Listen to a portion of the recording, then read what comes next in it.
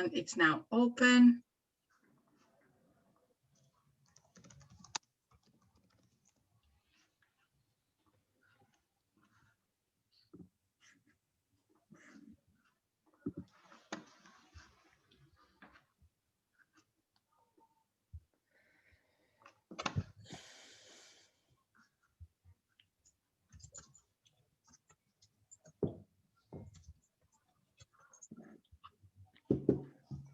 Hello, everyone who's joining us. Yeah, we can start doing introductions in the chat.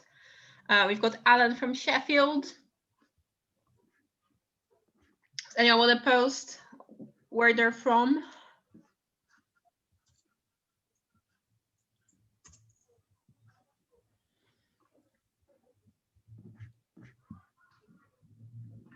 But Cardiff, Edinburgh, Gloucestershire, Bristol. Okay, yeah, all over the UK so far. Let's see if you have any international guests. Hemel Hempstead.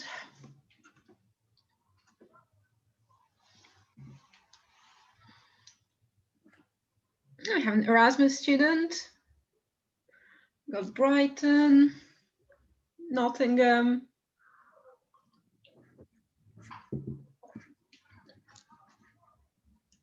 Yeah, we're going to probably start around 4 or 5 past to make sure people can come in still.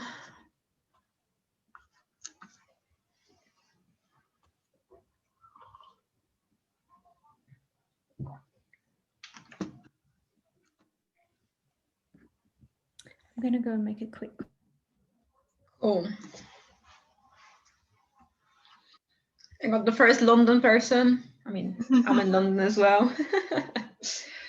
But it's good that it's mainly been non-London people so far. Cambridge. Coventry, nice.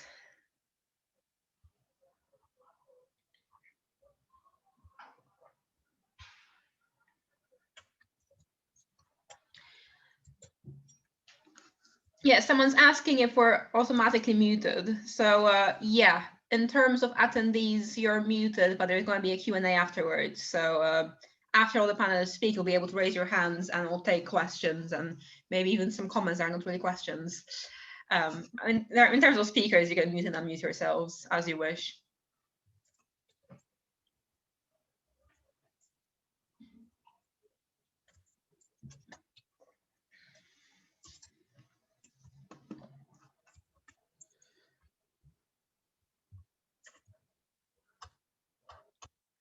Okay, it's a useful reminder. So I just posted in the chat that the chat is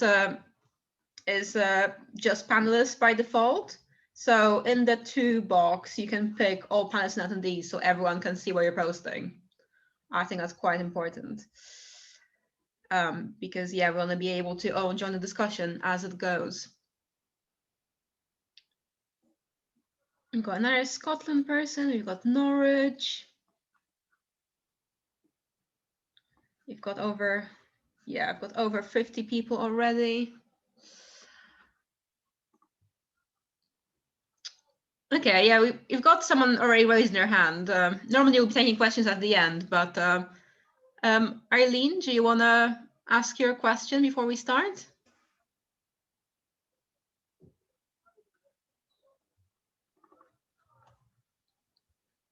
Maybe our tech support might be on coffee break. But yeah, feel free to post questions in the chat, and yeah, we will have discussion afterwards. So we're gonna go on probably to around 1:30.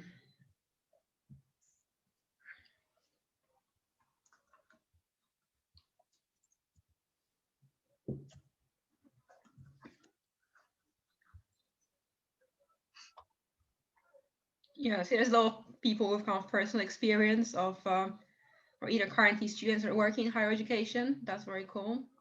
Kind of what we expected.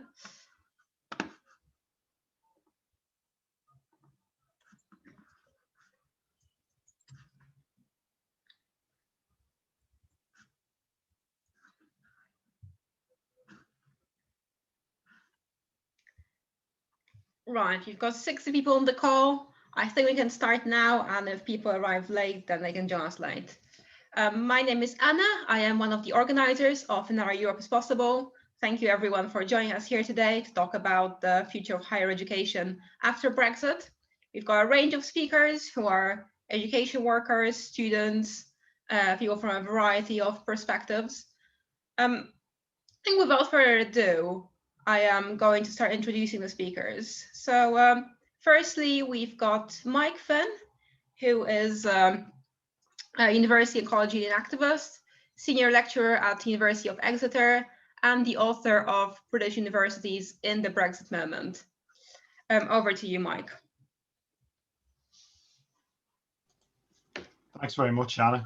Hope everyone can hear me okay.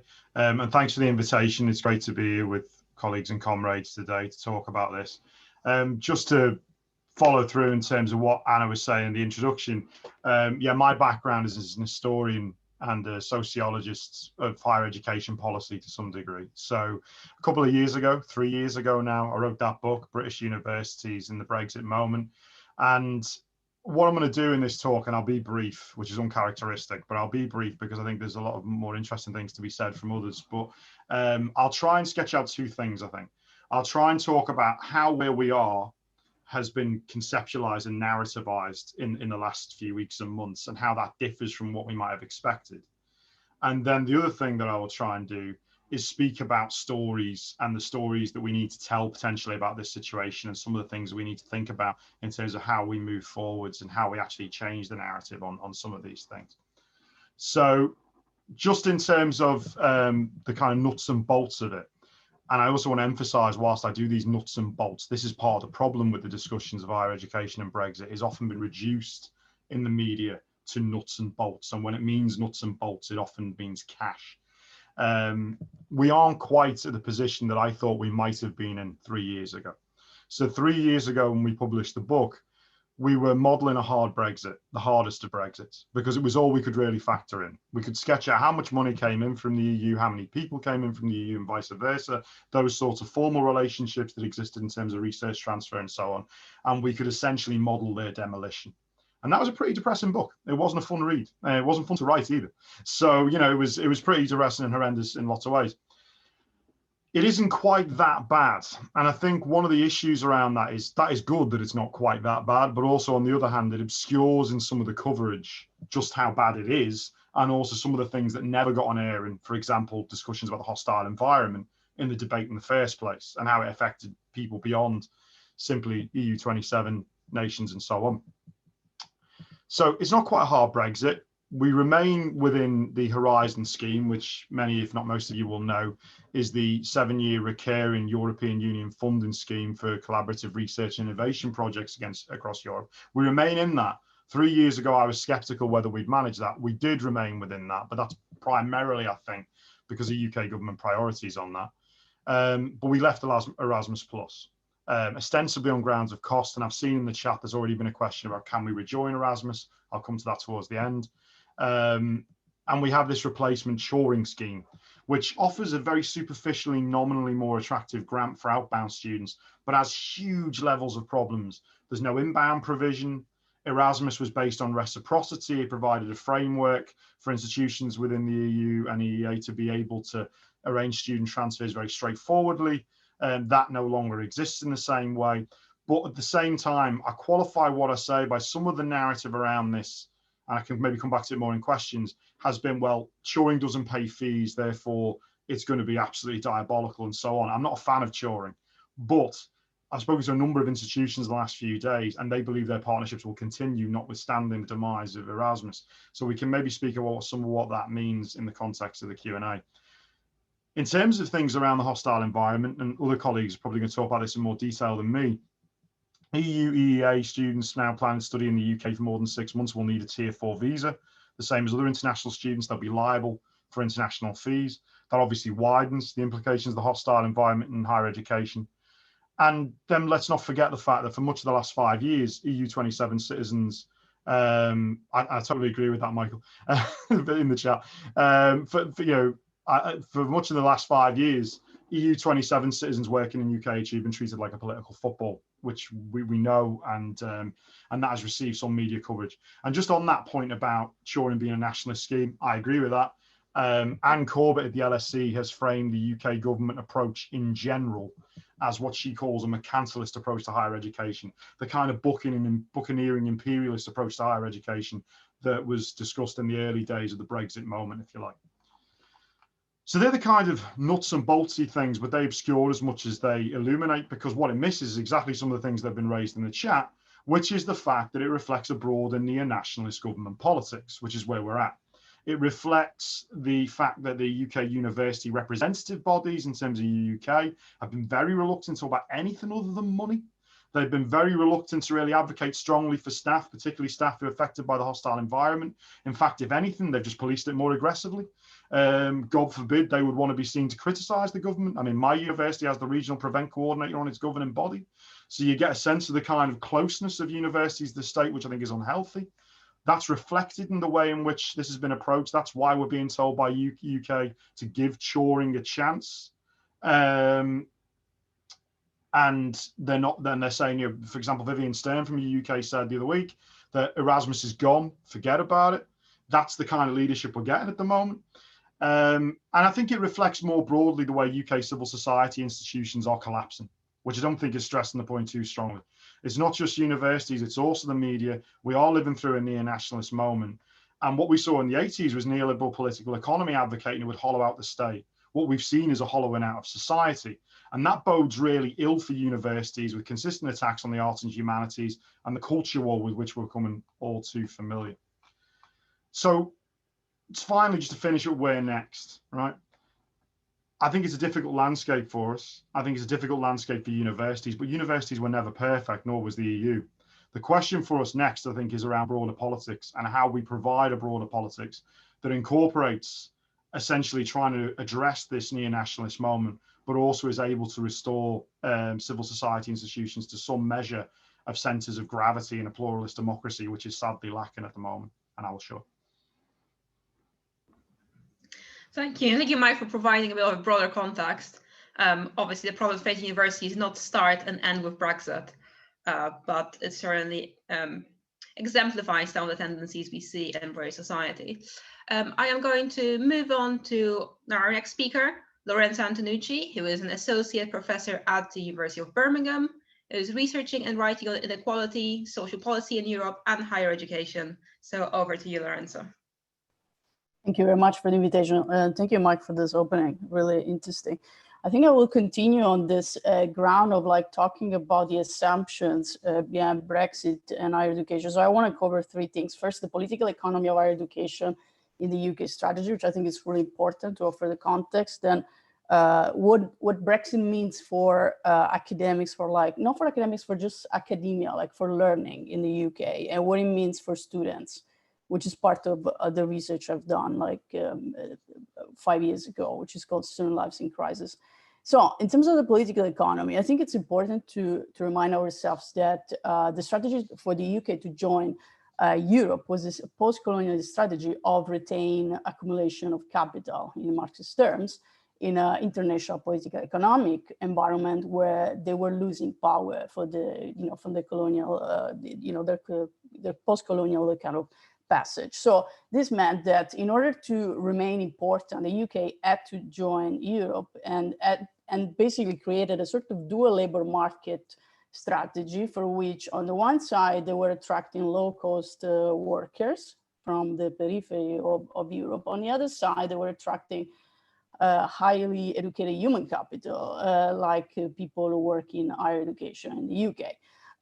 So this strategy was based on mobility within Europe as well, and was aimed to attract the sort of human capital that is easy to recruit, like people like me, who were trained in Southern Europe and in the periphery, in the eastern periphery of Europe. They were actually trained with public funding in other countries, and they were easy to attract. So it was a neoliberal model. It was very much based on the marketization of higher education. And Brexit, in my understanding and the work I've done with my co-author Simone Variale most recently, is a way of actually retaining that power without paying the cost for it. Because what happened is that they, there was a sense of wanting to keep the control, didn't want to give away anything of the social rights to these migrants that came to the UK.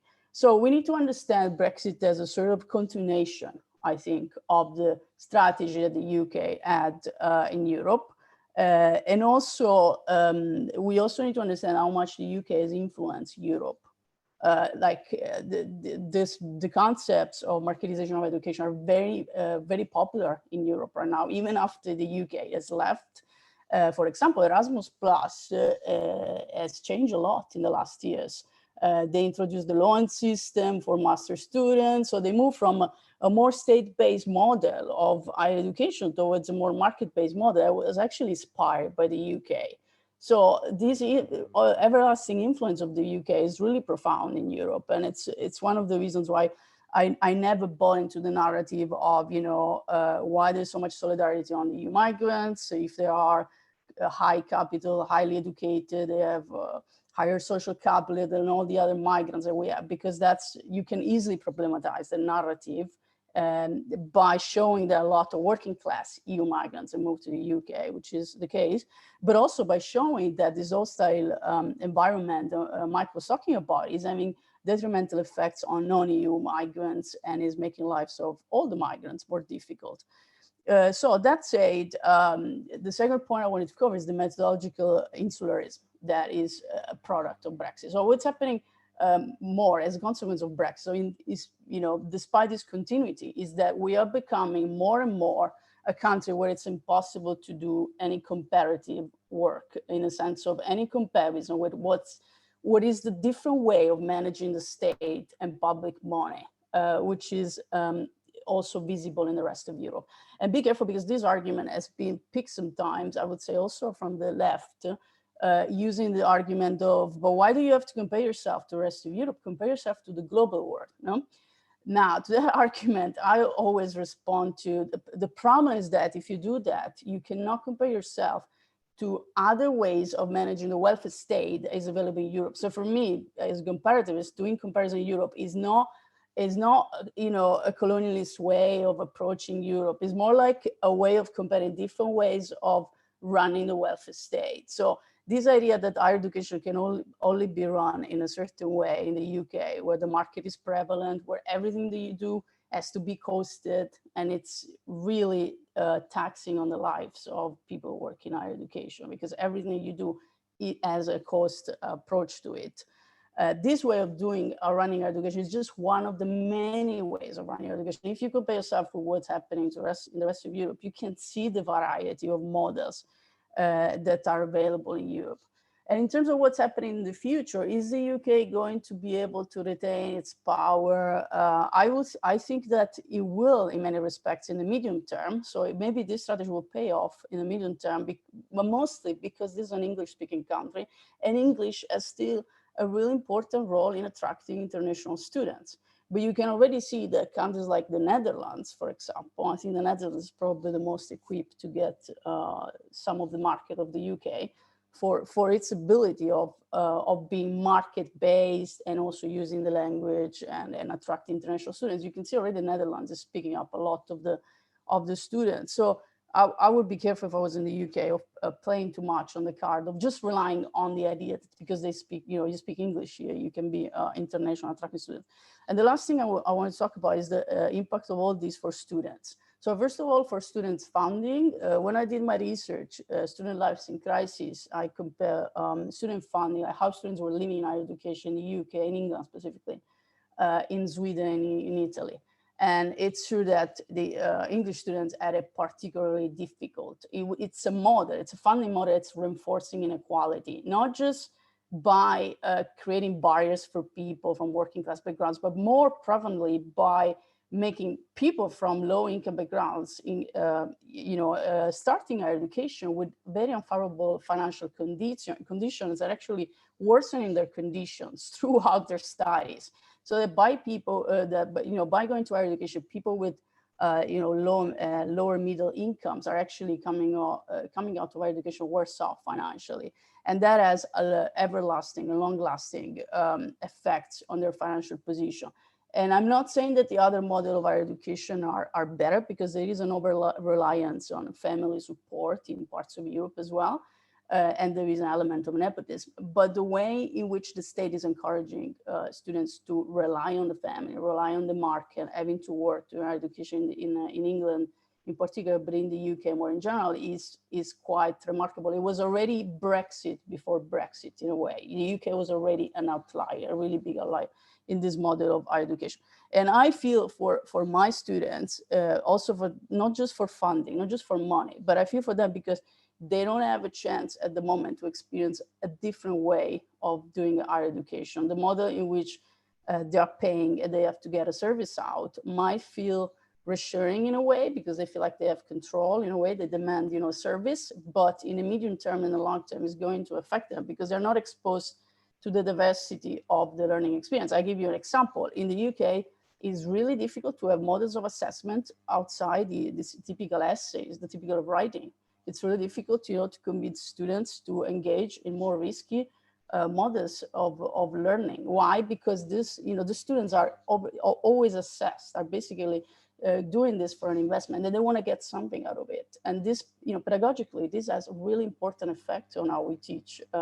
It's a model that is not teaching effectively in the sense that it's not exposing students to risks, which is a model of learning in my continental understanding of higher education. And I will finish here, but I very, very much welcome the discussion and comments. Thank you. Thank you, Lorenz. I actually read your book, Student Lives in Crisis, a few years ago, and it's very interesting in terms of how students are being failed. And if anyone's interested in kind of inequality and HE, I would definitely recommend that. I'm going to move on to our next speaker now. Machami is a researcher at the University of Bristol and migrant rep on UCU NEC. I have to say, I love the fact that the University and College Union has migrant reps on its NEC, and this is something that the union is even thinking about. So over to you, Dima. Thanks, and thanks for having me. I'll get onto that because I think it's really important as a blueprint for how we move from here. And I think, trade union action and representation for migrants has to be central to how we fight back against immigration control in all the different sectors. But as a departure for me into this conversation, I think it's really important that we first begin by contextualizing and framing Brexit not as a calamity that is now happening to European migrants in the UK, but as an extension of a hostile environment that has been in the UK for more than a decade. And there's a lot of reasons, material reasons, but also political reasons why it's essential to kind of, focus on that linkage. Politically, I think solidarity is really the key to how we win. And there's been a lot of discussions over the internet and, in the papers, etc. The feeling is that with Brexit, the narrative has been, oh no, we are now going to become subject to the hostile environment.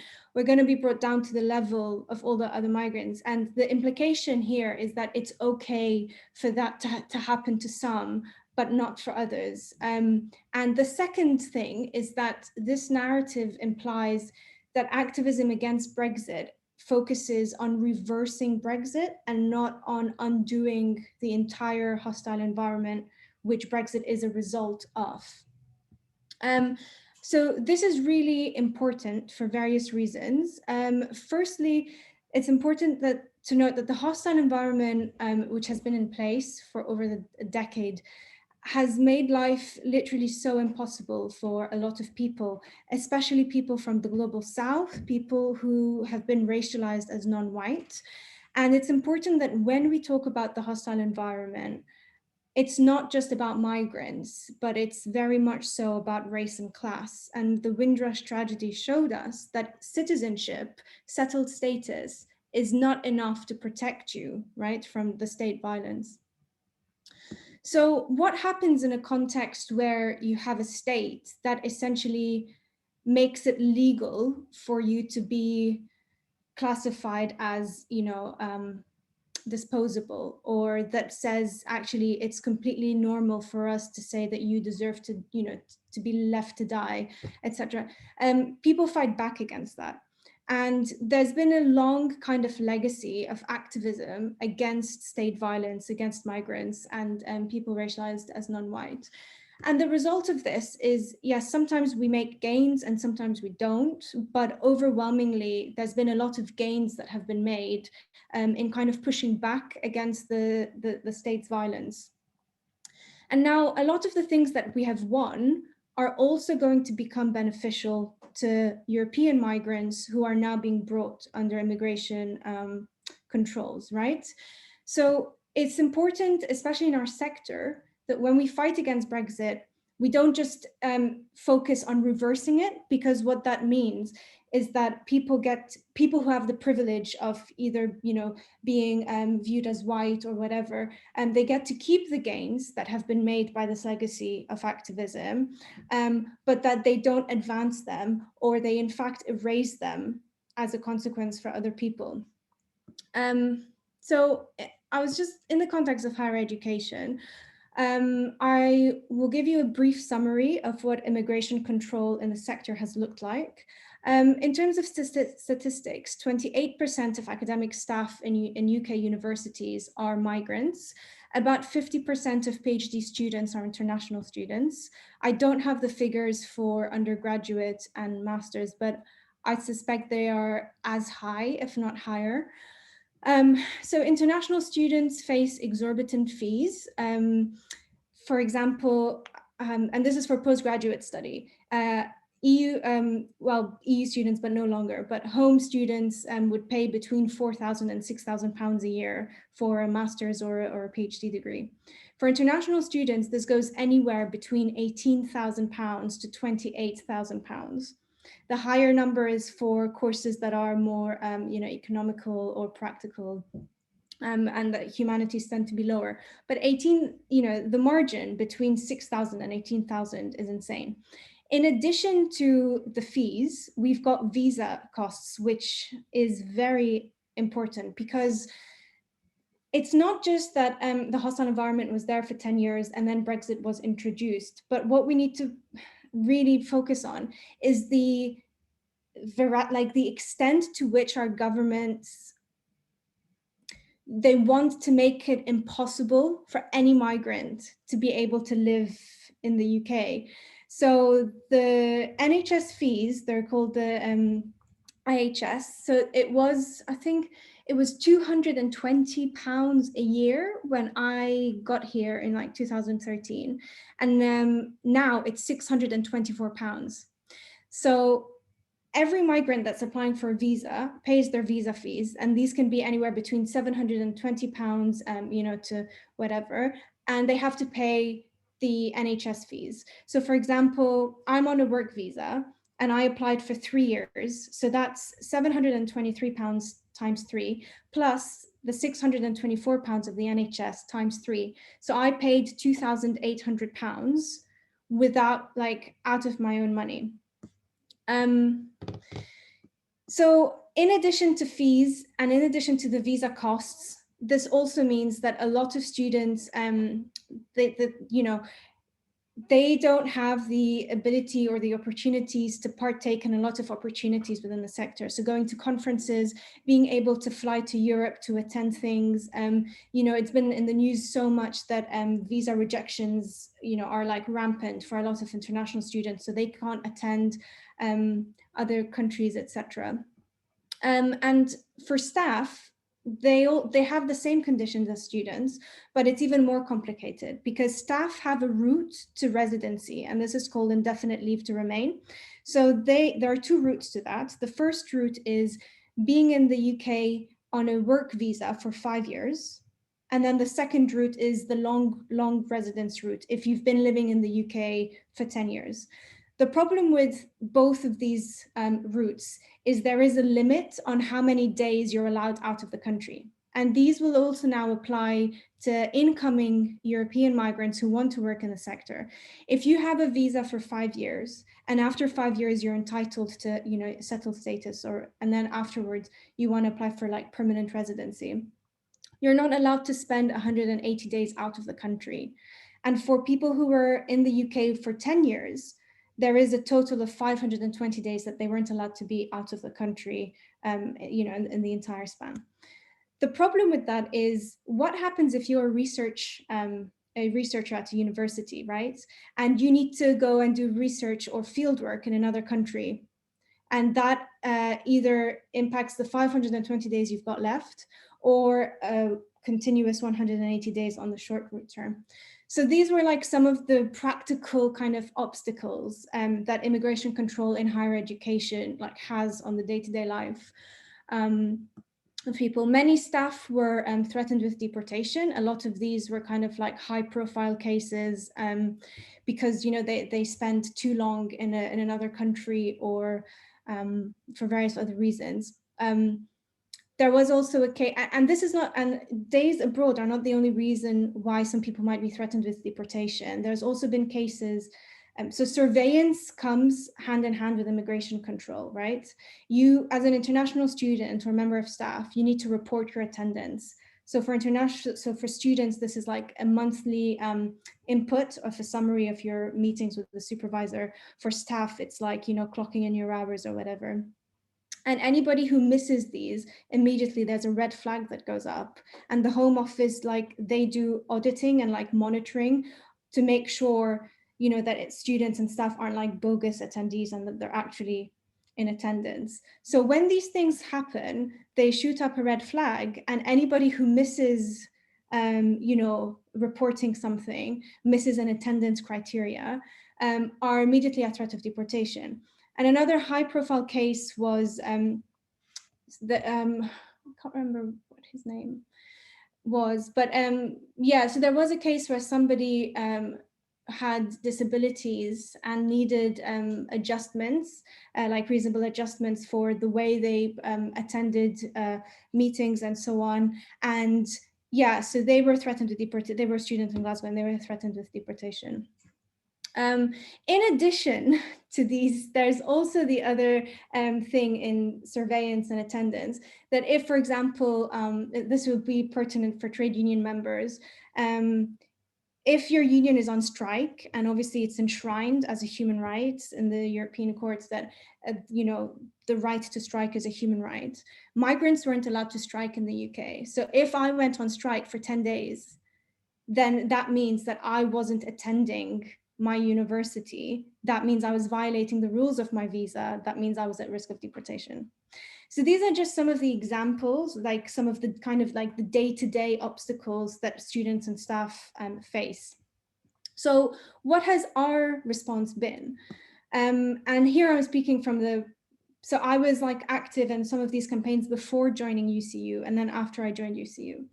So first of all, in the strikes in 2008, we led a campaign to lobby for the right of striking for migrants as a human right, and we threatened the government that we would take this to the EU courts. And then the Home Secretary announced the law change that actually the right to strike has now been granted to migrants. So that was a win. So after like a few high-profile cases of research staff being threatened with deportation because they spend time abroad, etc., there was another campaign, and then we also won that. And now this has been changed. The Home Secretary announced it. And if, as a researcher, you need to spend time abroad on fieldwork, or if you get stuck abroad because of COVID, this doesn't impact, you know, your residency limits for in the future for any application. We have also campaigned really long for universities to pay visa fees. And this is an ongoing campaign because some universities will now provide you with loans that you have to pay back. Some will only pay NHS fees. Some will only pay ILR fees. Some will only pay citizenship fees. So it's not uniform across across the board, but it is an ongoing campaign. And a lot of universities are prone to being shamed that, you know, this is a real pay gap So a part of our UC campaign is, bridge the migrant pay gap, is because migrants are like literally getting haircuts in pay. So the other thing as well is because of the high risk of people losing status or having visas rejected or being threatened with deportation, obviously the immigration rules were already really complex. And now with the new immigration bill after Brexit, the problem is twofold. That one, it's complex, and there was a judicial review in the UK that said that actually, the UK immigration rules are not fit for purpose. The other one is that crucially, this immigration bill doesn't need to pass any parliamentary scrutiny. So the Home Secretary can just decide to introduce something new to the immigration rules, and this doesn't need to be approved by Parliament, because the immigration bill that Parliament approved, it wasn't a detailed set of rules. They were approving the concept of the bill, allowing Parliament to not have to scrutinize any new laws being introduced. So these are the two kind of challenges that we're now facing with this new immigration bill. So as a response to that, we're now campaigning for universities to provide OISC level 3 immigration advice to staff and students. And also, in the event that universities don't provide that, UCU has now started doing that. So we now have contracts with Bindmans. And if, for example, you're applying for settled status as an EU migrant, or as a non-EU migrant, you're applying for citizenship or leave to remain, UCU will provide a lawyer and they'll provide like legal advice for that. So that's another ongoing campaign. And lastly, the two other things is there's been a lot of action on international student fees being so exorbitant. So we're, like, you need to cut these down. And so now, so our campaign is like, okay, cancel all fees, but we know that that's not going to be possible in the near future. So the kind of, low-hanging fruit ask is, well, at least make it equal to what EU students pay. And also we are campaigning for the return of the Erasmus scheme. And the really crucial thing here is that all of these campaigns are happening. And now that European migrants are being brought under these controls, there is a real opportunity here because there is power in numbers. So European staff and students joining non-European staff and students in the struggles that we have been going through, for the past decade, it's really powerful. And there is a real opportunity to, enact some of these changes. So we don't want to say, bring back Erasmus. We want to say, bring back Erasmus and open it to everybody who's a student in the UK. We don't want to say, cancel international fees for EU migrants. We want to say, cancel all international fees and make all students pay the same fees. So there is, we need to go further in our demands than just saying reverse and let's go back to where we were, because that was bad anyways, in terms of like how, EU, like HE has been being marketized. And our strategy has been, where the government won't cooperate, we put pressure on universities. Where the universities won't cooperate, we put pressure on the government. Where government or university won't cooperate, we go to the representative bodies. And when all of these three don't cooperate, we go to the trade unions. And this is why we really need a strong trade union movement that is focused on migrant rights and migrant activism. So far, UCU is the first to establish that, and I'm very proud to have played, a founding role in that. But I think there is scope to go even further. There is scope to work with other trade unions. There is scope to work with the TUC. And one thing that is not particular to HE, but we really need to focus on, is this introduction of seasonal visas for European workers who come, and work on farms and have their rights violated, no worker protection. We are really naive if we think that this will not overlap with higher education in the future, given how the state of higher education is now with casualization. I mean, the scourge of casualization in our sector is so bad that people apply for 4-month jobs, and have to move country for a three-month contract, and there's no protection. So as Mike was saying, they literally they don't care about anything apart from money. And if seasonal visas prove to benefit employers and the government at the expense of European migrants and their rights, and if it works, they're going to introduce this in higher education and in further education. And we really, really need to be prepared and be able to fight that. And this is why there is a lot at stake and why solidarity is so important.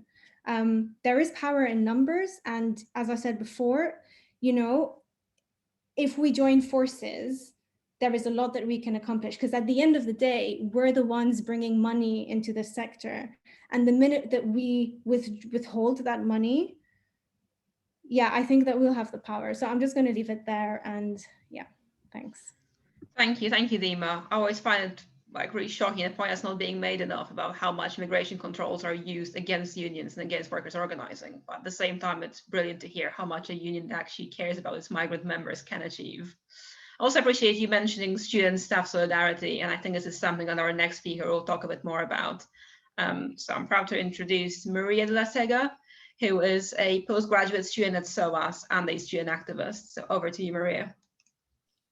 Yeah, thank you, Anna, and thank you, Mike, Lorenz, and Dima for already bringing us so many insights. It's like now I have the task to like kind of wind my student activist perspective into the broader schemes you gave, which is working very well, I hope. So I think I'm kind of an outcome of Brexit and higher fees, because I was forced, or not forced, but it's a global pandemic, so I'm technically doing an online master's in London, but I would have loved to postpone my master next year to experience Britain and the whole UK in a more vivid and physical way, but it would have not been possible because my fees would have doubled to more than £20,000, which is just not possible for me as a working class student, even with government support from my home country, which is Germany, and an additional loan, it would have not been possible for me to do my master's degree in the UK with this massive risen fees.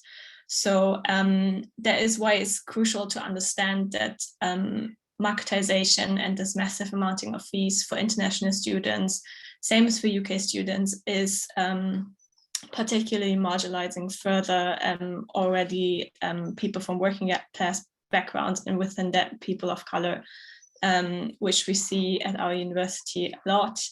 It is a backlash for social mobility, and I think that this is something that speaks into what Dima and Lorenz and Mike have already mentioned, has to be embedded into the broader picture. So I think that brings me directly to Erasmus, which seems to me that the UK government is not really understanding the value of exchanging and like making it possible for other people to learn other language, to experience what it means to go to other countries and to adapt other use, especially for young people and especially for undergraduate students. It's a very decisive part of higher education, and is important and very vivid if we think about the future and how we want to live and what kind of education we actually want to get at universities. It strikes me also on a bigger level as a politics student, how the UK is committing to multilateralism and then pretending to fight global challenges together, but then basically shinding up and like hindering the basis for mutual understanding, which is the context and exchange with the whole world, but of course, especially the partners nearby. So this already brings me to a lot of points that Dima raised on the hostile environment and the causal links she draw between the hostile environment and Brexit. I think that is very important to keep in mind. And just an example that was accelerated by the pandemic is how a lot of UK universities kind of promised blended learning, which was like kind of an online degree combined with physical activities on campus, which should have been like access to libraries or in-person teaching activities that massively differed from university to university. But the baseline is, and even though students acknowledge it is a pandemic and conditions and circumstances changed a lot, we had a terrible mutation of the virus in December that altered the situation in the UK massively. But even against that backdrop, international students were required to hand in a visa to fulfill the enrollment, which made them basically obliged to come to the UK, even though the university said you can stay home, it's just an online degree. It's just not thought through and disadvantaging international students massively.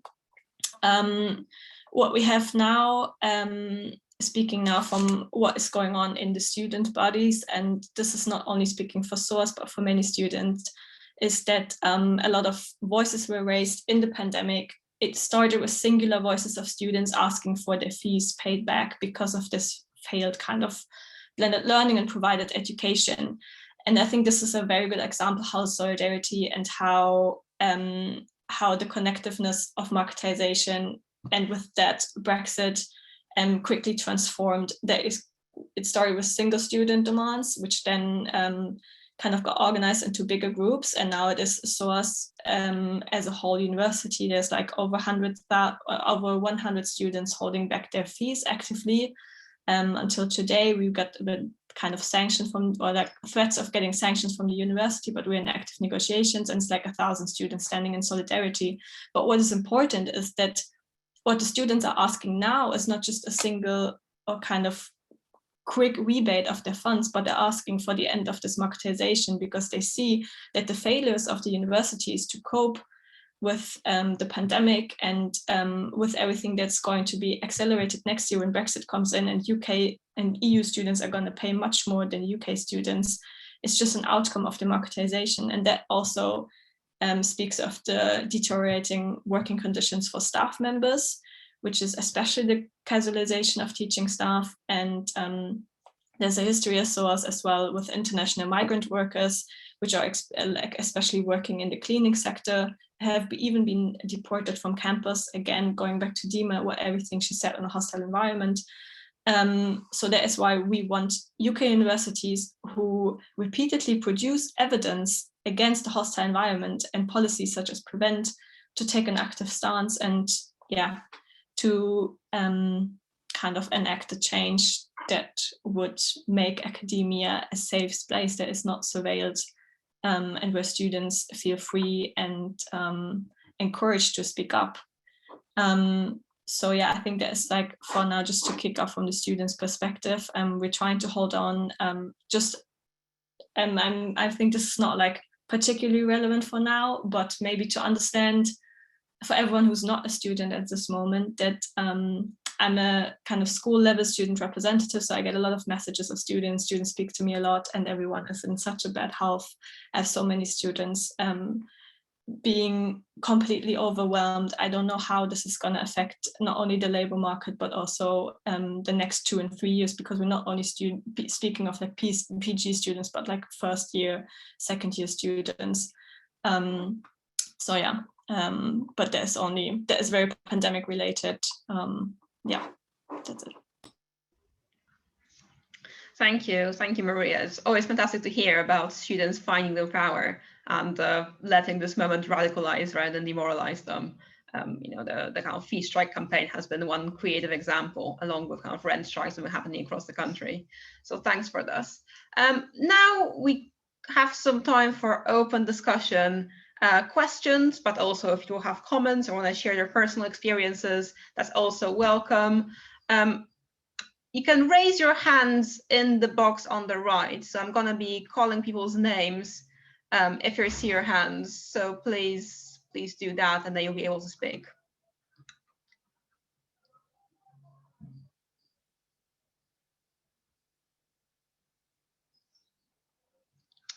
Yeah, I'm going to take a number of different questions, comments at a time, and then come back to the panel at the end.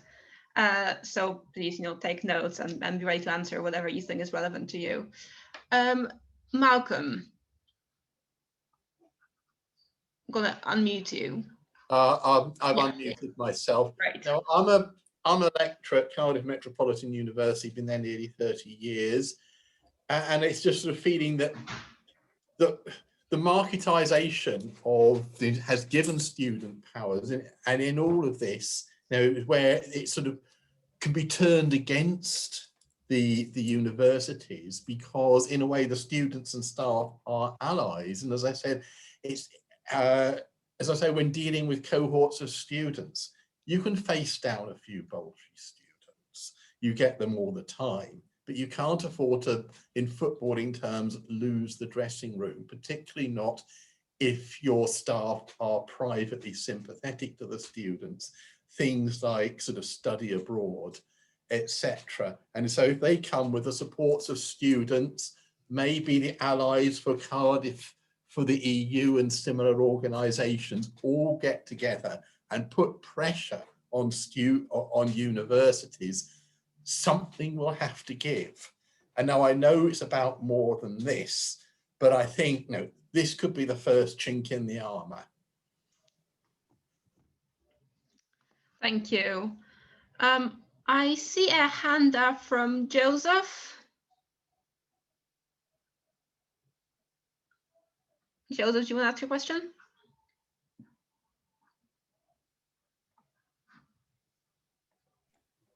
Hello, can you hear me? Yeah, we can hear you. Hello. So does the panel think that I am part of the last generation of British students to take part in Erasmus?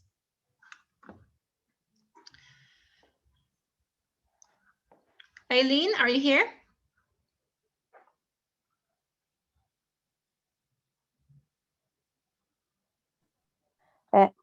Yeah. Can you hear me? Yes, we can, yeah. Right, I haven't got a question. I'm okay at the moment. Thank you for asking me. Thank you.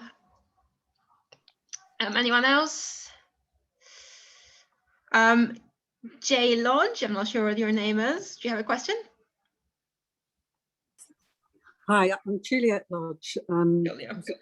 I was a professor of European integration and EU politics, and set up a lot of the Erasmus schemes and those that are led into the Jean Monnet programs and similar exchange schemes for international and EU students.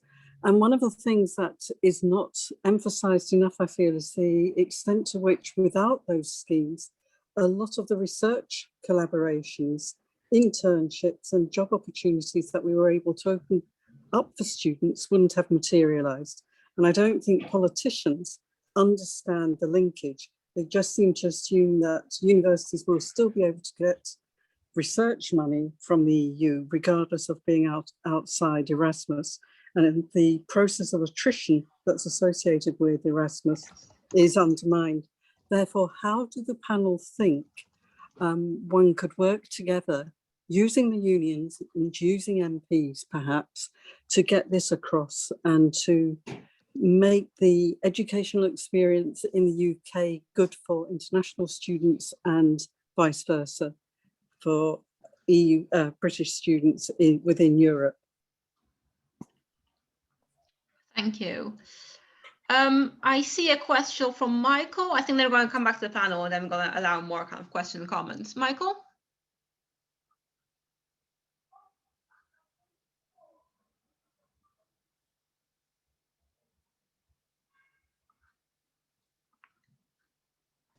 Michael, can you hear us? Yeah. It's about Erasmus and devolution. After the government's decision to, with the UK government's decision to withdraw from Erasmus, education is meant to be a devolved responsibility. In fact, there's never been a central UK state education policy. It's always been devolved in Scotland. So the three devolved administrations were strongly against the decision, and education being their responsibility sought to retain membership of Erasmus. In the case of Northern Ireland, the Irish government has somehow been able to offer students studying at Northern Irish universities, the right to be in Erasmus. And Scotland and Wales governments both made application to join Erasmus as countries, which is how Erasmus scheme defines its membership. There's actually no definition of country in the definition, but the European Commission, after 150 MEPs signed a statement supporting Scotland and Wales's right to rejoin Erasmus, then decided that it didn't want to allow Scotland and Wales as devolved administrations with the right of control over education and recognition as nations within the UK constitutional framework to join Erasmus as countries. There doesn't seem to be any legal justification for this. The only reason would appear not to be to not upset the UK government, which is rather worrying in terms of the European Commission's approach to the devolved government's relationships with the EU over matters like education, which are devolved. So I wonder what the panelists thought this indicates both about the European Commission and about where we go with devolution in this country, because it's clear education is no longer devolved. The UK government has seized control of it. Thank you for that question. I think I'm going to come back to the panel now, maybe starting from the end for a couple of minutes. You don't have to answer every question, but the ones that you feel that are relevant to your interests, please do. Maria, do you want to go first? Yeah, I can do. I think the best question I can touch on is what I didn't get the first name. I think Julia Lodge asked about how unions and universities can work and be working together to basically kind of, yeah, I mean, we face the lack of opportunities now with the retrieval of Erasmus. I think what's from a student's perspective very important, how unions and universities need to work together is basically to come back and somehow stand against or find ways to counter everything that is like a dominant kind of narrative on a competition, and like how fees can be the refund for like further opportunities. Because what we see, as far as I can speak for SOAS or like different universities, that I think there's a compromised market logic and a very competitive kind of situation, even for universities that are competing for funding. And when we see now that with Erasmus, even though the Horizon scheme is still there, but even with Erasmus being retrieved, I feel like this competition will be intensified. So what we need is that universities do not let themselves compromise of this competition, which I think is kind of hard. And I feel that often, like, especially the management of universities is going back to like a logic of defending the competition, because otherwise there would be no funding at all, or like universities would be in danger of existing or being able to be open and function. I hope that answers a bit of part of your question. Thank you, Maria. Now for a couple of minutes, Dima. So I just wanted to add that I think universities and the kind of the representative bodies, they actually have a lot of power with Parliament, right? They sit on committees, etc. And actually, part of the reason how the minimum income wage went from, was it 32 or 36,000 or something, down to 24,000 in the new immigration bill, was because the committee who suggested that it would be a hindrance for universities and businesses for the minimum threshold to be so high were actually academics, and they were actually people who worked and did this kind of research. So there is a lot that we can do, but I think the key is organization. So how do staff and students work together? You have to organize, and you have to delegate tasks, because nothing comes easy, and everything takes time. Everyone is exhausted. COVID has meant that there is a generation of people who are now going through really serious mental health issues. Everyone is burnt out. But you just have to keep fighting. Like there's no way around it, right? So just saying to your representative at the university, this is bad, or to respond, I think it was Joseph who asked, am I the last generation who is part of Erasmus? I mean, making a claim like that and saying, oh, my generation is the last to experience Erasmus, do something about it, won't get us anywhere. What we need is facts and statistics on why this is harmful to the coming generation. I mean, to be honest, they don't care about that. Why is it harmful to your finances? Why is it harmful to the university's reputation? How will it harm the university in recruiting more international students if you don't do this and this and this? Like, there's no other way around it. You have to find what they care about, and it's money. And then you have to make our arguments, our political arguments, from a financial point, because they don't care about anything else. And that's how we have managed to make a lot of the wins we have. So on issues like the migrant pay gap, on visa reimbursements, universities were like, we don't have a money tree, we can't afford this, we can't afford that, we can't give you all your demands. And then our response was like, but you look really bad. You can't say we're international, right? So that's the slogan, all universities now, we are international, but you're actually not international. So what does that mean for your reputation? Scare them a little bit, shame them online, and then they'll be like, okay, yeah, we can do something. So yeah, that's my answer. It's just money and our hard work that will get anything done. Thank you. Yeah, from my experience, being shamed online, some universities are definitely worried about. I'm gonna move over to Lorenz now. Yeah, so I will start from the last point by Mike, that the reason why the EU didn't accept the country applications is not to upset the UK government. I really don't think that's the case. It's actually the opposite. The EU wants to make a stance here. It's an interest fight here. The EU wants to make a stance that unless the UK pays, the countries that pays for EU membership, the countries will not get a benefit. So when the EU refuses the UK to do things, it's not because they are protecting the UK.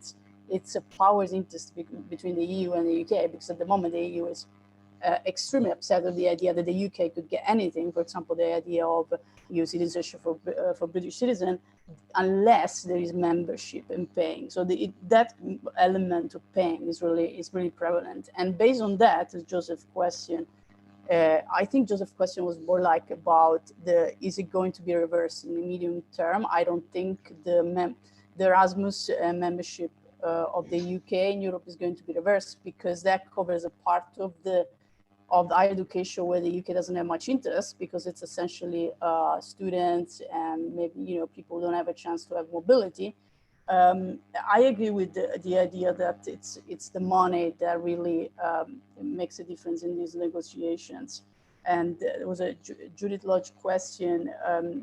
To answer to that, I would also like to stress that the idea of the UK here, I think this is where it's flowed, and there can be a lot to be done, is that the UK will remain attractive, that the UK is like the US.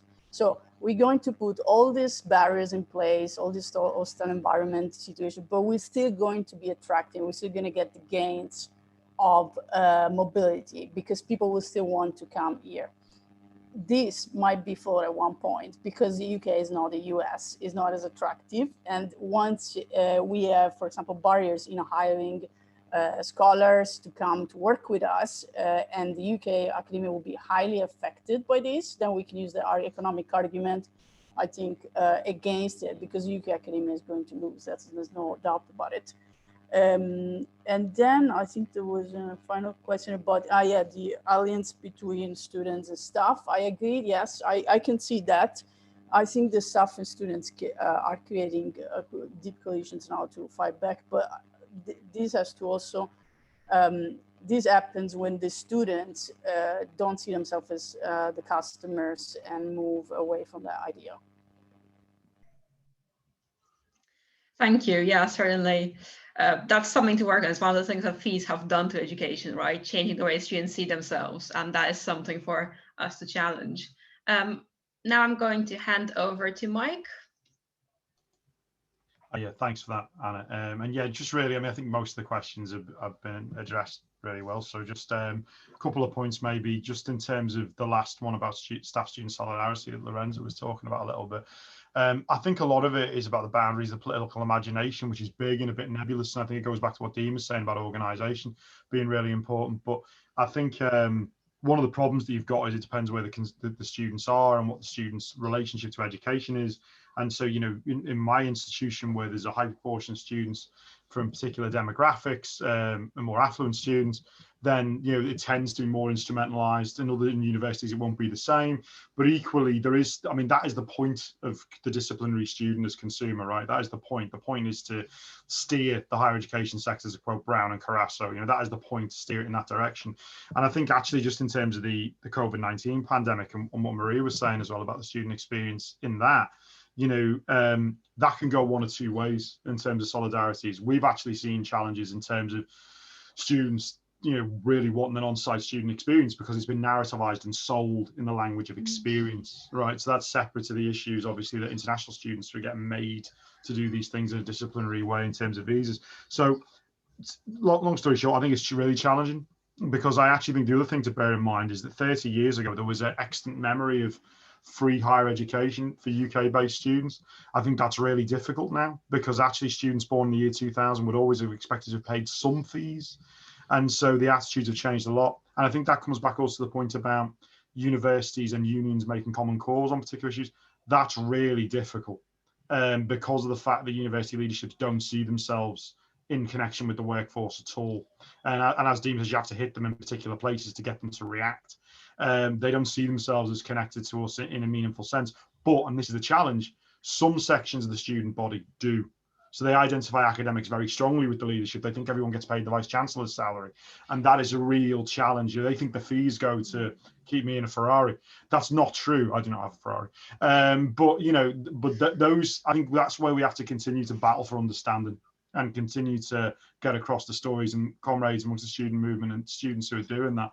We need to lift them up, and we need to platform them and engage in a meaningful dialogue with the neoliberal one that we often are compelled to by the institutions. And I'll show. Thank you very much. We might actually end up finishing early because everyone's seeing their time, which is a rare case. But if there's any more comments, questions, things to share, please do raise your hands.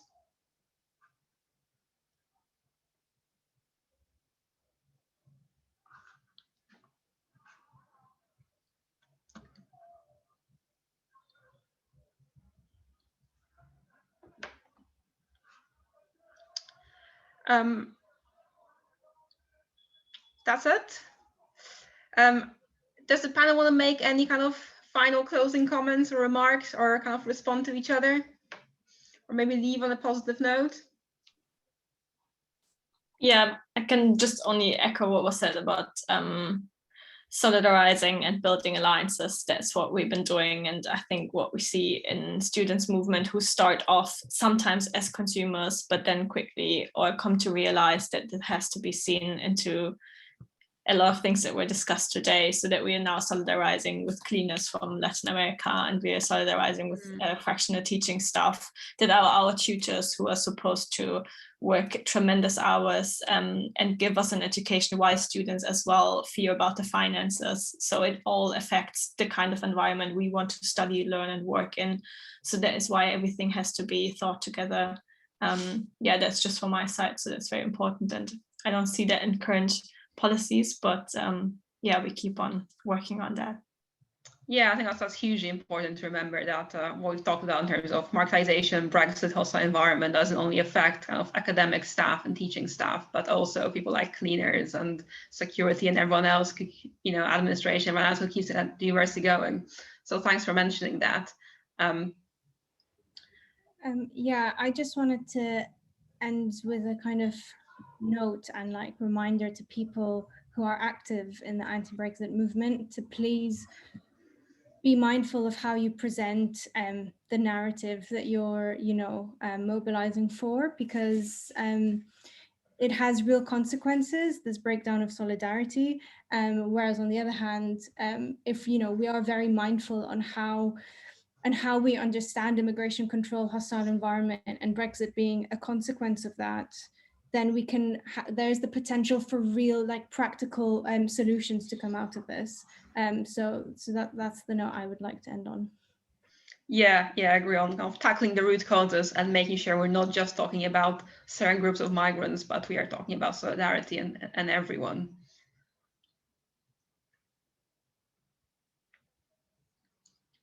Lorenzo and Mike, look towards the future, maybe any positive notes if possible. It's hard for me to think about positive notes in UK education. I think maybe as a maximalist, I think you need to think about, you need a collapse before things get better, and definitely we're getting close to a collapse. So that's the most positive note I have to give you. That's honest, but thank you. Mike, do you agree? I have to say, I tend to echo Lorenzo a bit there, to be fair. I think we have a shared view, I think, in respect to that. But what I would say was just, I think the fact that there are mobilisations happening is always cause for optimism. And I think the kinds of mobilisations, the kinds of things that Dima and Maria have talked about in different ways, student mobilisations, in Maria's case, Dima talking about how to turn the union's focus. Because I mean, it was mentioned in the chat, but I think it really needs stressing somebody who is a UCU activist as well. The work that she and comrades have done to actually get migrant issues, not even just central to UCU, but like even on the radar of UCU, the amount of structural change, the battles she had to fight to do that, both really tough in itself, but also indicative of what you can do. So those moments are still there and still achievable, and I pay tribute to my comrade there, but also to everybody, Maria, Lorenz, everyone who's fighting Anna in this context, and all of yourselves as well. So I think as long as we've got each other and we're still fighting, there's always hope, right? Thank you. So if there's one lesson of today, join a union. If you're in education, join the ECU or kind of whatever union is relevant to the work you're doing. Thank you very much. I really appreciate all the different perspectives presented here today, and I've certainly learned a lot. Thank you for the discussion. Thank you for all the attendees. We've had over 80 people today, but those who couldn't make it, this meeting has been recorded, so there will be a recording on our YouTube channel available for everyone to watch and share. If you're not a member of Now Europe is Possible, I encourage you to join events like this, but also our campaigns around migrants' rights, around the workers' rights, and all the rest are only possible because of the funding and the support we get from our members. So noweurope.org/join. I would encourage you to do so. And yeah, look out for our future events. We do them quite regularly throughout lockdown, and then hopefully at some point we'll be able to do events in person again. So thank you very much and have a good weekend.